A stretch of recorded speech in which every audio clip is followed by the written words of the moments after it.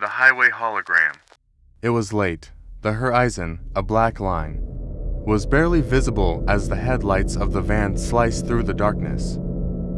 For friends, Alex, Jamie, Rachel, and Ben were on a cross-country road trip, with miles of the desolate highway stretching ahead.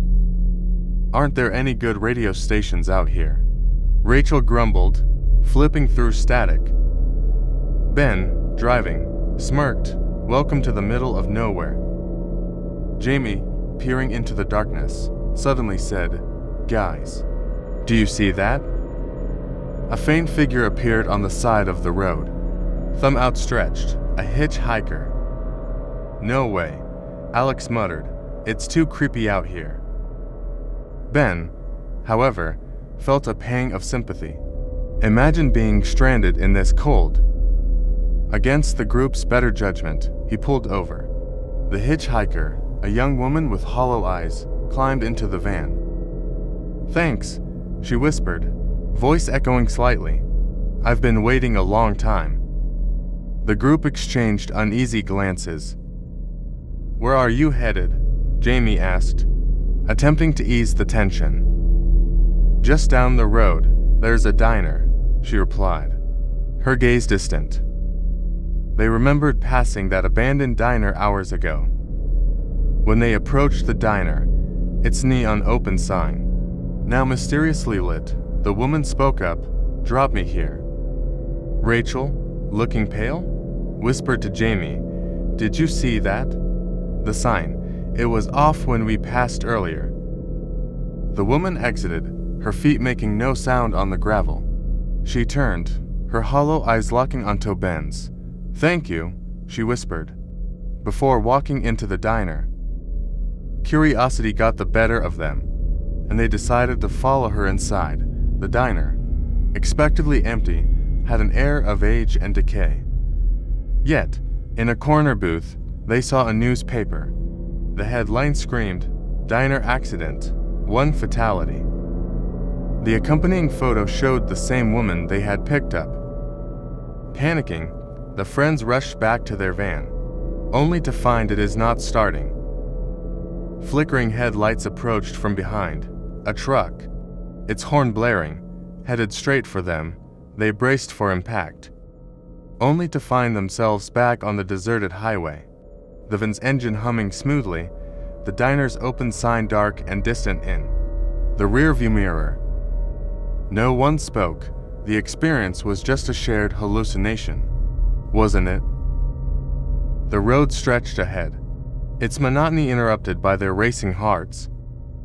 The silence was deafening, each friend lost in their thoughts about the apparition and the phantom diner. Suddenly, the radio that had been filled with static sprang to life. A melancholic tune played, the voice of the singer echoing the same haunting vibe of the hitchhiker. "It's been a long time awaiting here for you," the voice crooned. Rachel fumbled with the radio, trying to change the station or shut it off, but the song continued, its mournful refrain growing louder. "It's the same voice," Jamie whispered, his eyes wide. Ben's grip on the wheel tightened. "We need to get off this road."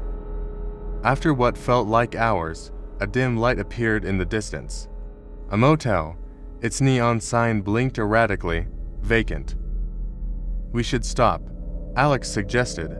"Maybe if we rest and regroup, things will make more sense in the morning." The motel's lobby was empty.